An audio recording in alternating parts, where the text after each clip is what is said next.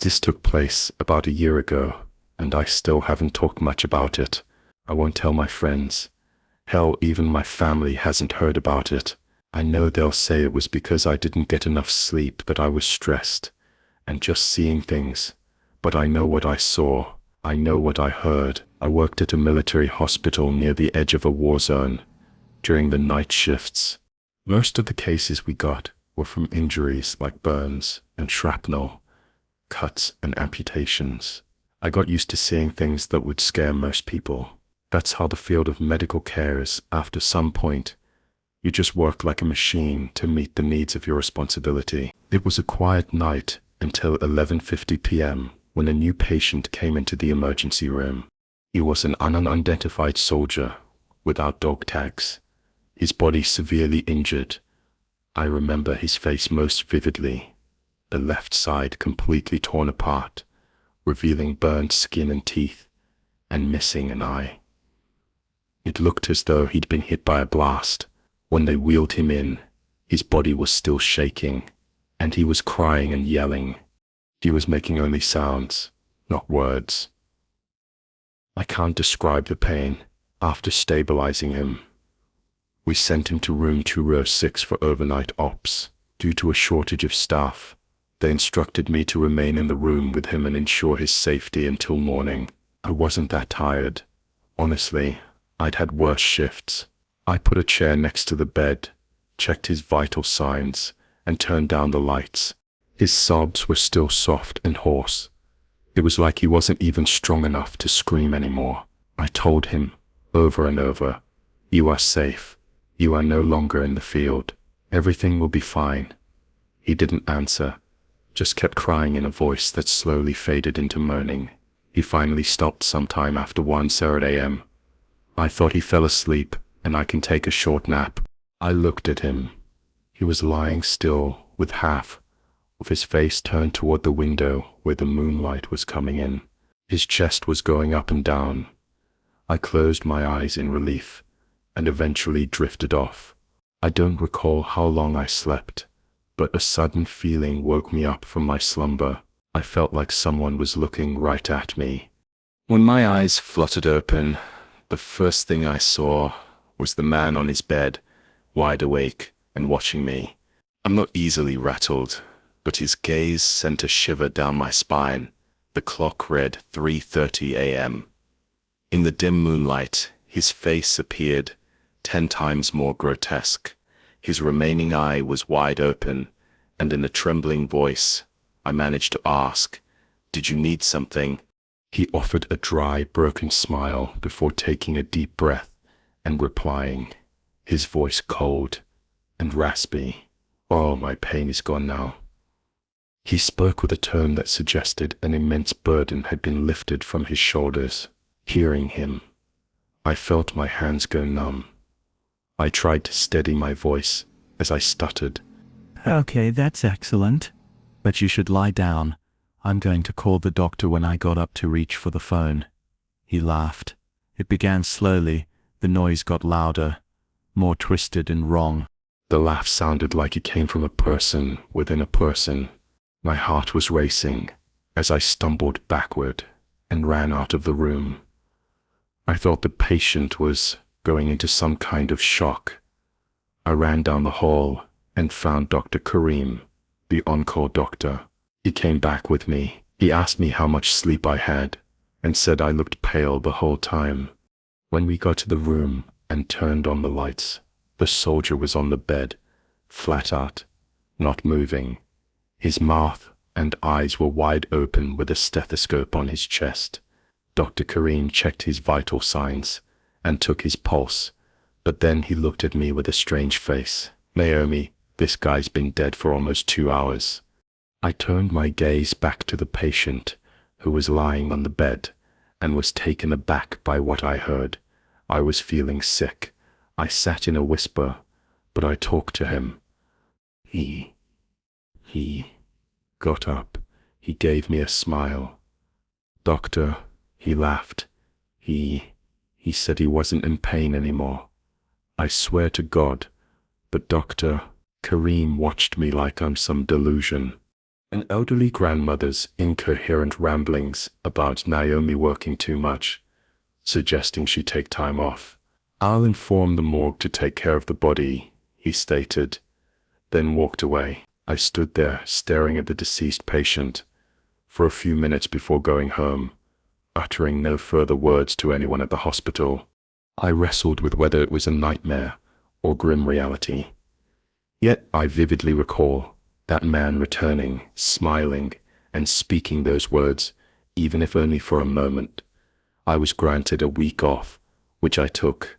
However, after that night, I never returned to room 206, not even to glance at it. Afterward, I looked at the hospital records. No one was able to find him. No name, nothing. No one came to claim the body. 3 days later, they buried him in an unmarked grave near the military base. I sometimes wonder if I was the last person he saw while he was living, or the first person who saw him when he was someone else. I don't know if anyone out there faced something similar after losing a loved one, but if you did, let me tell you, I understand your pain, and that's why I've decided to share my story at IMR Scary Tales. I'm Mira, and I live in a small town near a forest, a kind of place where smoke from the woods always fills the air, and old women still put salt lines on their windowsills to keep evil spirits away. The kind of place where people pray for this, safe to return to their sons, and sometimes never stop. My husband, AV, was a soldier. AV was a strong and kind man who would take in stray dogs and become emotional during patriotic songs. We were married less than a year when he was deployed. I remember the last morning I saw him, his uniform perfectly ironed, his boots polished, and his nervous smile hiding something he didn't want me to see. I got the telegram 8 months later. It came at dusk. A man in uniform stood outside my cottage, his face unreadable. He didn't need to say anything. I saw the folded paper in his hand and immediately crumpled to the ground. My knees gave out before he said a word. "We regret to inform you." I didn't hear the rest. My mind went blank. I say I fainted. My sister said she found me on the floor, cold and barely breathing. She stayed with me through the night, tucking me in, offering warm water spoonful by spoonful, and gently brushing my hair as if I were a child. Despite being awake, I felt nothing but a profound numbness that seemed to penetrate my very bones, convincing me it would never lift. I recall the ticking of the clock that night, and going to bed without hearing my husband's voice. The silence of the house was oppressive. I finally drifted off around 2:30 a.m., only to be jolted awake by a distinct call of my name from the mirror. It was so soft and gentle that I dismissed it as the wind, but then again I heard it. Mark. It was clearly his. I sprang up in bed. The window next to me was open, and the wind was making the curtains flap for a brief moment. It felt like a dream. I took a deep breath. Then it happened again. "Mira, come here." It was his voice echoing in the night, like he was calling me from the edge of the trees. I should have screamed. I should have shut the window and crawled back into bed. But my griefs spoke louder than reason. If there was even a sliver of a chance, I wrapped a shawl around me and stepped out into the night barefoot. The grass was cold and damp. The moon lit the path between our home and the forest in pale silver. Everything else was still. Not even the insects chirped. My feet led me forward, pulled by that voice. It was always just ahead, deeper and deeper into the woods. I should have known something was wrong when I noticed the silence. No rustling animals, no birds, just a stillness that felt staged. That's when I saw him, a figure standing a few meters ahead, just beyond a cluster of tall trees. He was facing away, motionless, but I recognized the shape instantly. The cut of his uniform, the slope of his shoulders, the way he held his arms, just slightly bent to the elbow, like AOV always did. When he was deep in thought, my heart nearly stopped. "Wrote, where are you?" I whispered. He didn't answer, didn't move. I stepped closer, whispering his name again, tears welling in my eyes. Slowly he turned, and I felt something in me break. It was him, and at the same time, it wasn't half of his face was rotten. The skin slacked, like wet fabric, exposing his cheekbone. His eyes were gone, only a pair of empty sockets, glistening under the moonlight, yet he looked straight at me with a kind of pain. "I can't." "Explain." He appeared to be attempting to express something, yet he couldn't recall how his mouth opened. Twitching sound came out, but no words, just gurgling gasps, like he was trying to breathe through whatever took his life. And then he smiled. His smile was small, crooked, and bone-chilling, causing every hair on my body to stand up. I screamed until my throat was raw, and my vision blurred. The next thing I knew, it was morning. Rish, an old lumberjack, found me unconscious by a thorn bush at the forest's edge. My nightgown was torn by the brambles, and my feet were scratched and bleeding. Everyone claimed I must have been sleepwalking. That grief had broken my mind. But I remember every detail of what I saw. My sister brought a doctor who confirmed I was physically unharmed, but warned Carr that I was in a trauma-induced fugue state and needed rest. My mind was filling in the gaps, but here's the crucial part. I remember everything. No one told him about the voice, or the man in the trees, or the smile, and yet the first thing he asked was, "Did you dream about your husband calling to you?" That's when I knew something deeper was at work. No one ever recovered a Rob's body. The army said the explosion left nothing behind, but something did return that night. Since that night, I never went back into the forest, not even near the tree line, but every year, on the night I got the telegram, I leave a plate of warm food on a flat stone at the edge of the trees, chapati dal, and water, just like I used to make for my husband when he came home. And every year, the plate is empty. By sunrise, there are no animal tracks visible, no crumbs. There was only a faint impression of a boot print on the soil. I don't care if you think I'm crazy. I know what I saw. I know whose voice called me, and I know he's still out there. This took place on our 8th grade field trip last year. Our school planned this fun and educational trip to a military history museum. A few towns over the museum was built on the spot of a real war battlefield from many years ago. I remember being disinterested in the whole thing, but my friend George and I thought we wouldn't have to go to school that day. But we had no idea it would turn out to be the scariest thing we've ever done. The museum was just another boring place to walk through. There are dusty glass cases with rusted rifles, uniforms behind glass, black and white pictures of soldiers, and the history teacher talking on and on. But sometime in the second hour, George and I saw something strange, a big picture on the far wall that looked a lot more modern than the others. In the text below it said, "Back cave site of enemy, entombment." The pictures showed the rough, dark mouth of a cave with a written signboard entry, "Not allowed." Our teacher brought it up in passing, saying that during the war, enemy troops had hidden in that cave. It looks like troops on our side locked the door and filled it with poison gas. They all choked to death.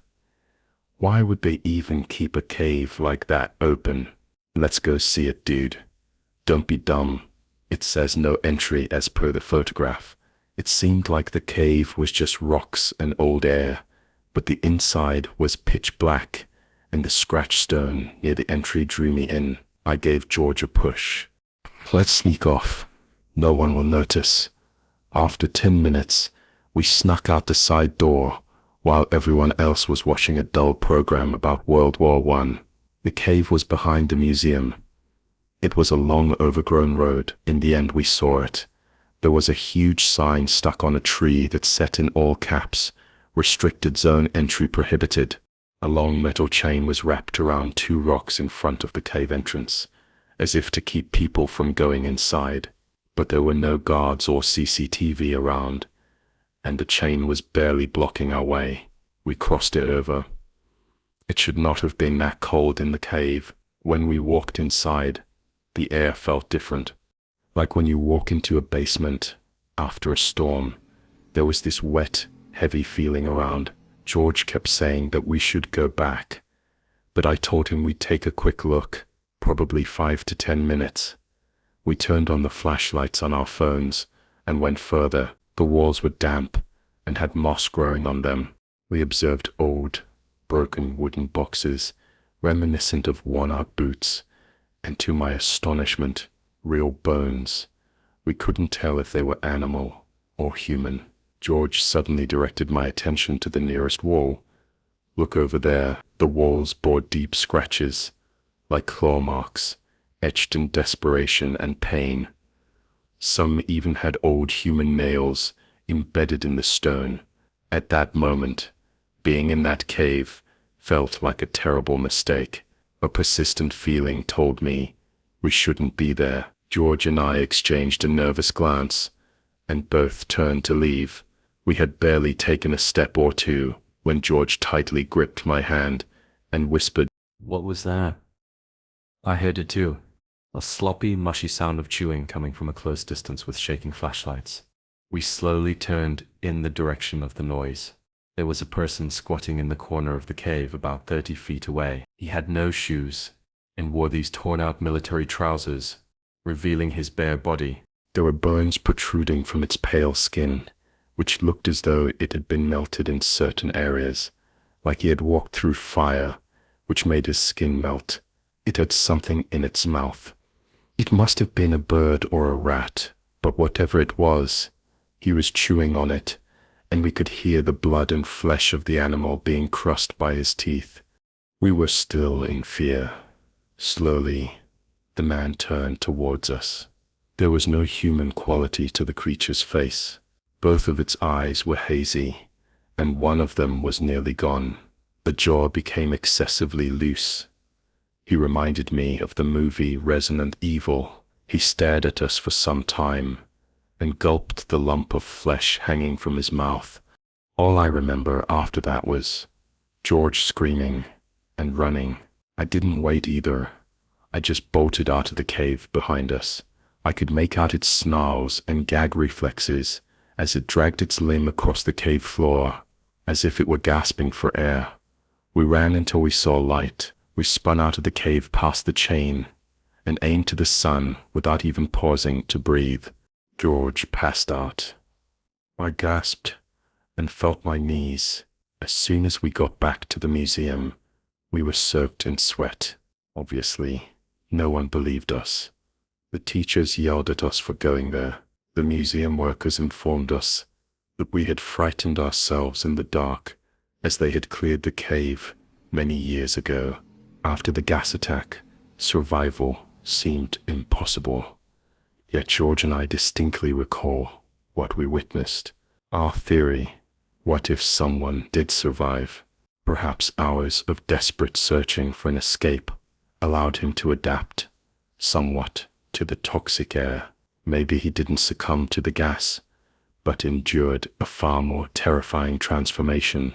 He might have become something else entirely, something that only vaguely resembled a human. Since then, darkness fills me with dread. Even now, when I awaken in my bed at night, and my gaze drifts into the shadowed corners, I swear I see him there, sitting and smiling.